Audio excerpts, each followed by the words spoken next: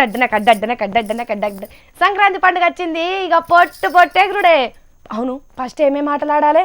ముందుగాల రాజుగారి దగ్గరికి పోయి నా టప్పాలు నాకు ఇయ్యమనాలి.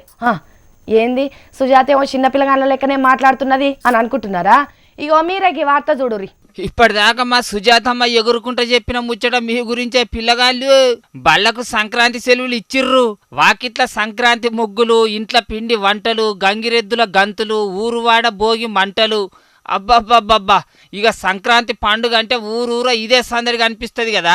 అందుకే తెలంగాణ సర్కారు పిల్లగాళ్లకు బడి సెలవులు ఇచ్చింది. 11వ తారీఖు కానుంచలి, అంటే రేపటి సంధి 17వ తారీఖు దాకా, అంటే వారం రోజులు సెలవులు అన్నట్టు. ఇక వారం రోజులు పిల్లగాండ్ల ఆటలకు హద్దు అనేది లేకుంటే ఎగురుతూనే ఉంటారు. కానీ కొంతమంది పిల్లగాండ్లు పాత ఆటలు ఏ ఆడకుండా సెలవులు వచ్చిందంటే చాలు సెల్లులలో మూతులు పెట్టి తీయకుండా కూర్చుంటారు.